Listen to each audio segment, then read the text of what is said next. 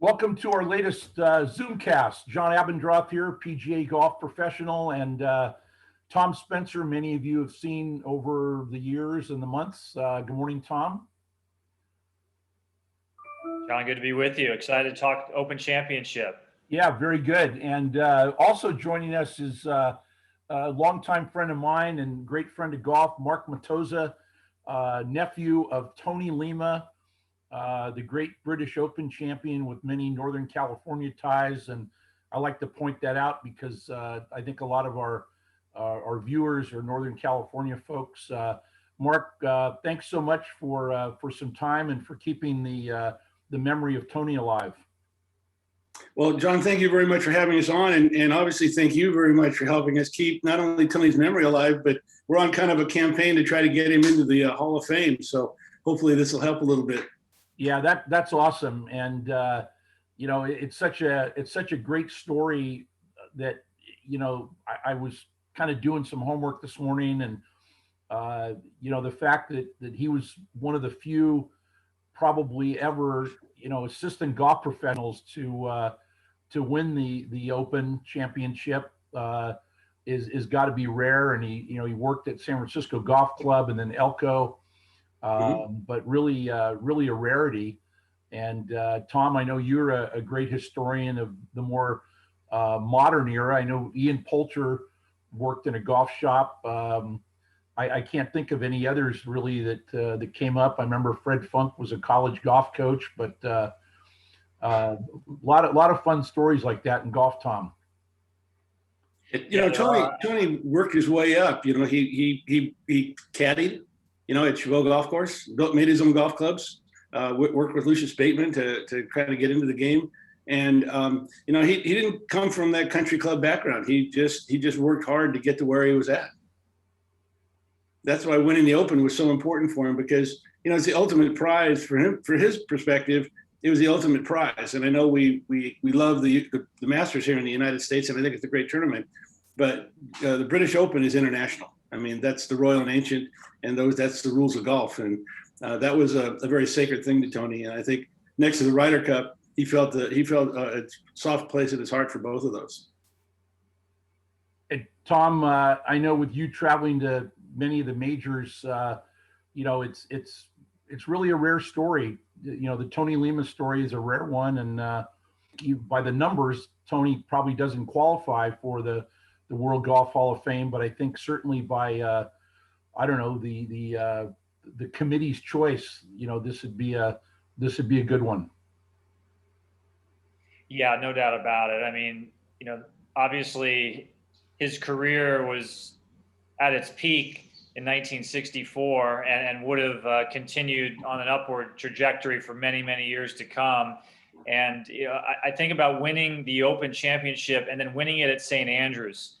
Marc, that's a pretty special thing because you follow the folks that, after Tony wins it in 64, Nicklaus has 2 victories there, Tiger Woods, 2 wins at St. Andrews, Seve, so when you start looking at the folks that prevail on that particular course, it's the home of golf, to your point, and it's a global event.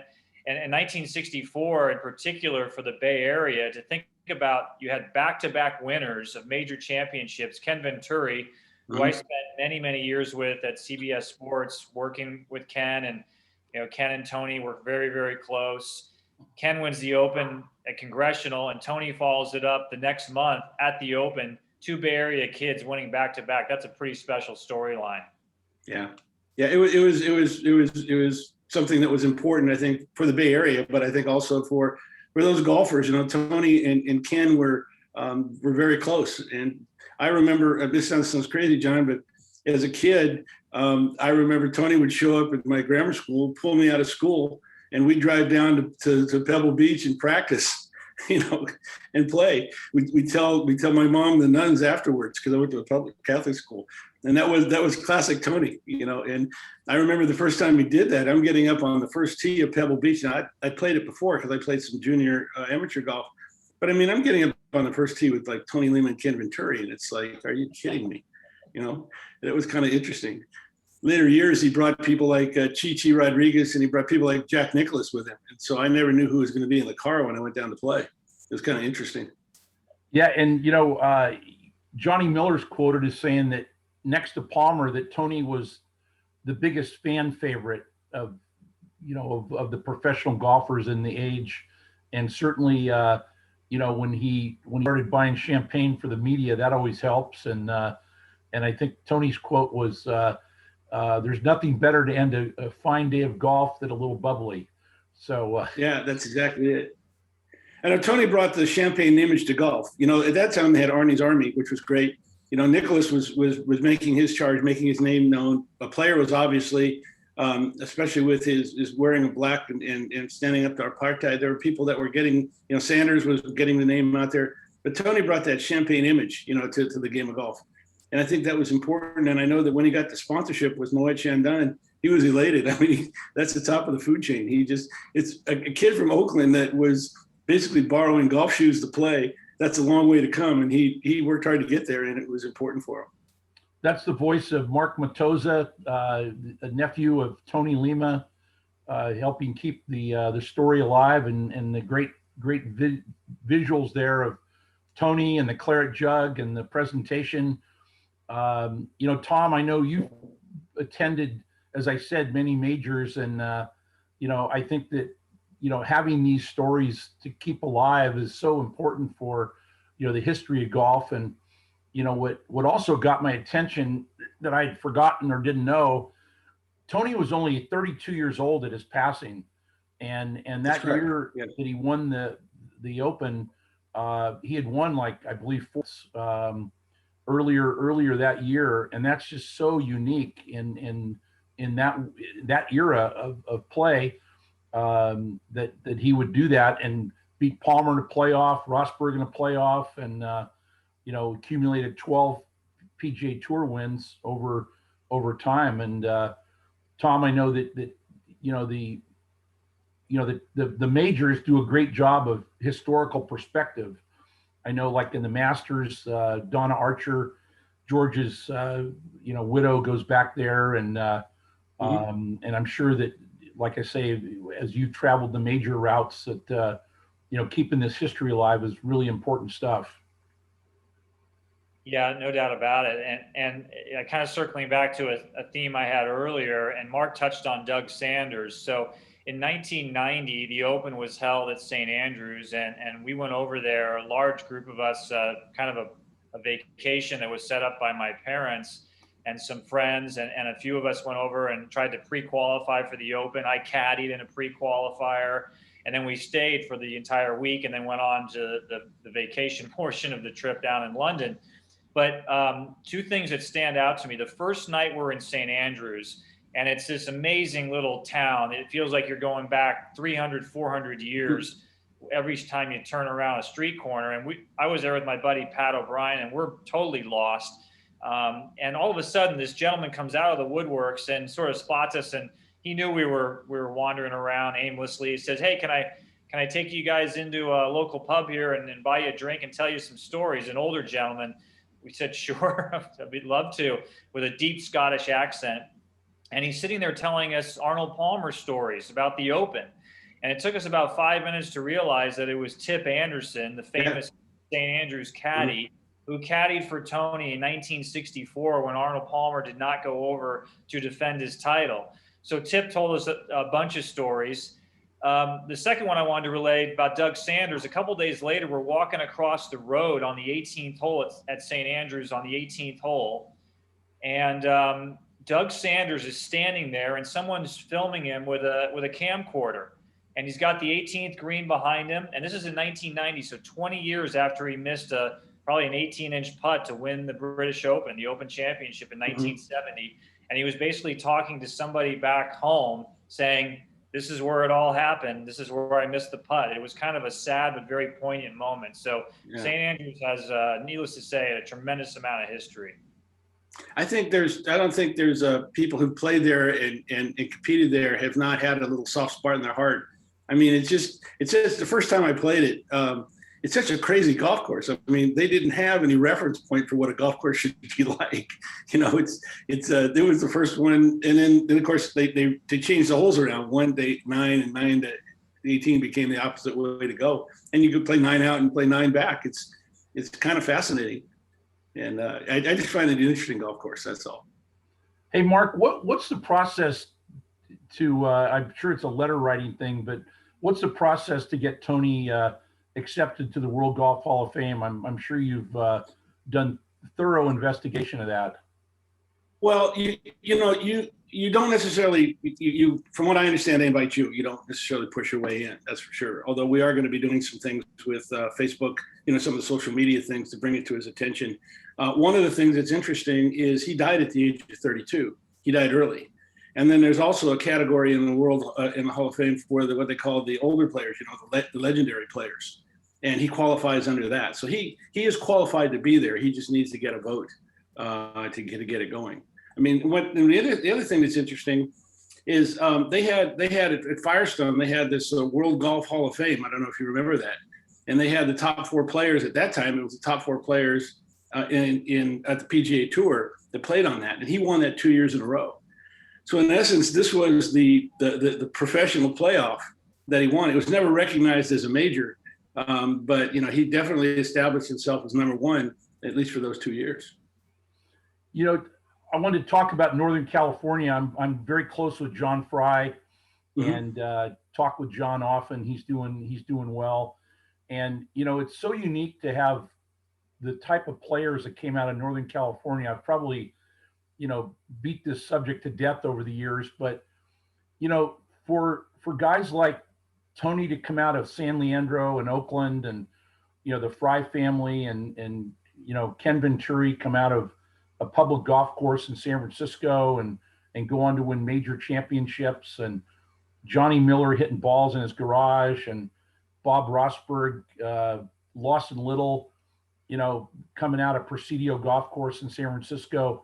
Really a unique area. And I just, over the years, I can't imagine another area that's got that. And Tom, again, I'll turn to you that, with all your travel around the country, I'm sure some other areas like the New York area probably profess some of this, but I just can't imagine that, the Bay Area isn't at the top there.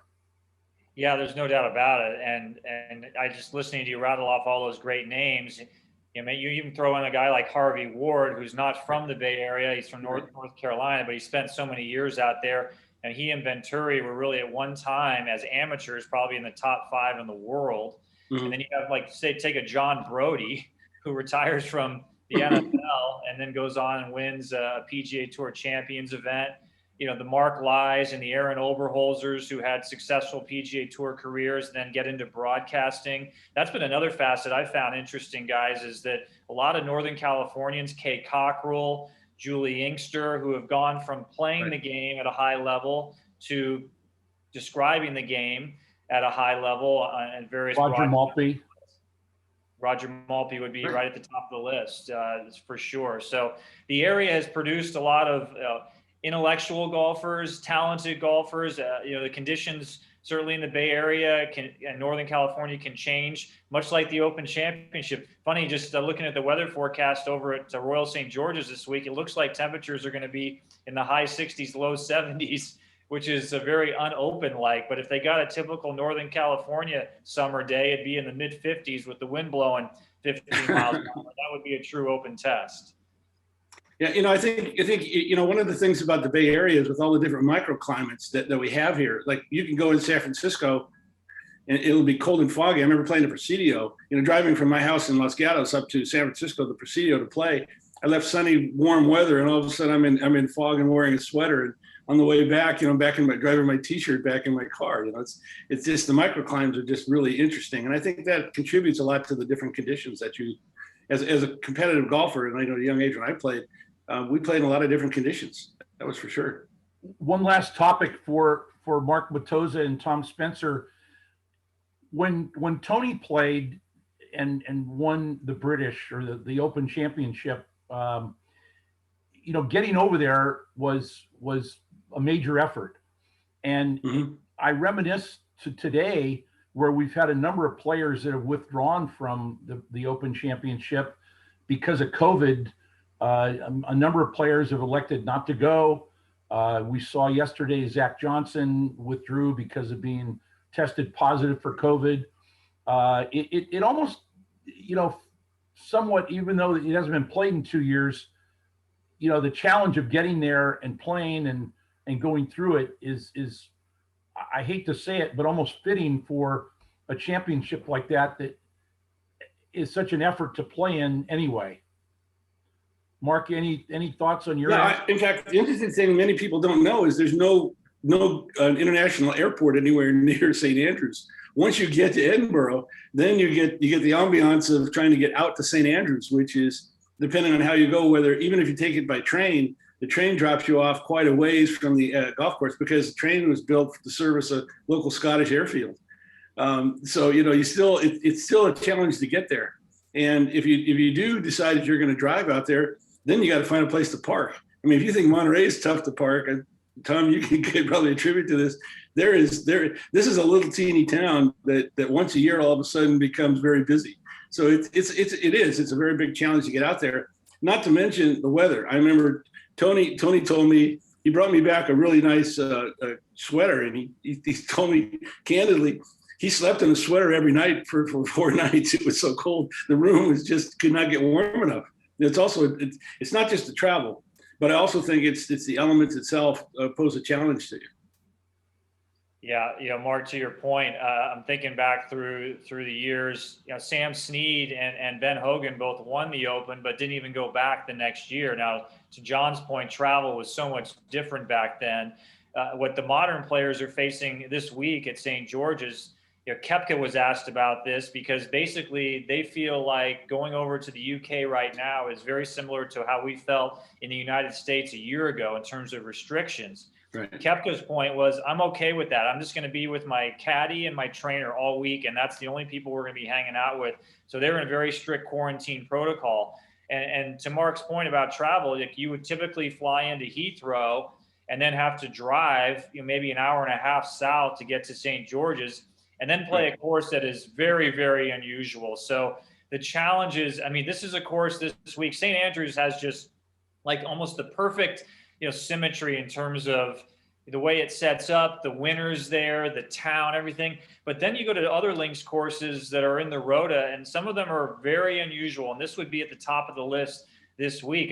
When I think of St. George's, I think of incidents like Peter Jacobsen tackling a streaker on the 18th hole. I think of Ben Curtis at rank number 396 in the world, winning the Open Championship basically out of nowhere.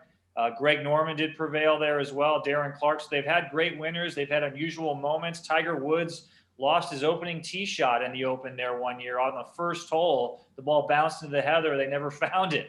So again, you go over there and you expect the unexpected. If the weather is good, I would think the American players, much like a Tony Lema type player, a veteran, a talented individual that's destined to win a major, could prevail this week. And that would be a great lineage for men like Lema and Nicklaus and Miller, who have won the Open through the years. And really that's been part of the, not necessarily the breakthrough of their careers, but in many ways the defining moment. Yeah, I know Tony was a Marine. I don't know if you knew that. He was actually in the Korean War. And one of the things, again, after the Open, we got a chance to play some golf and talk a little bit. And he said the Marine Corps did a lot to prepare him for the Open that week. He said, expect the unexpected and basically, adapt. That was it. And it was true. You think you have to do that in those kind of environments. When Tony won the Crosby, it was pouring rain. Back there they played in the rain. So it was the same kind of thing. We used to jokingly call him a good mudder. Just like the horse racers. He could play in the bad weather. Yeah, that's great stuff. Well, my St. Andrews story is very short. I played in a great college tournament there in 1973 and stayed in the dormitories right across the road from the big intersection there at the 17th green and the 18th tee, and we had a great experience there playing Glen Eagles and Muirfield and 2 rounds at St. Andrews. So great stuff, guys. This has been awesome. Mark, we'll stay in touch. We'll do something soon about your ventures and some of your other background here in the Bay Area. And Tom, thanks so much for your perspective as usual.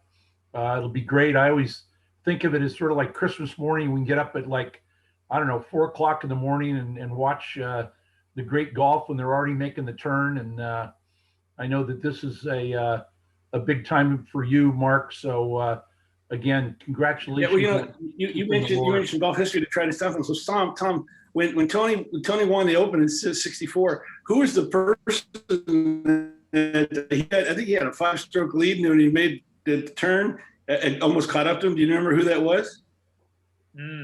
I don't. Who was it? Jack Nicklaus. There you go. And it was interesting because he had his big lead. He made the turn, and Nicklaus had almost caught him. And Tony literally ripped off 5 threes in a row to beat him.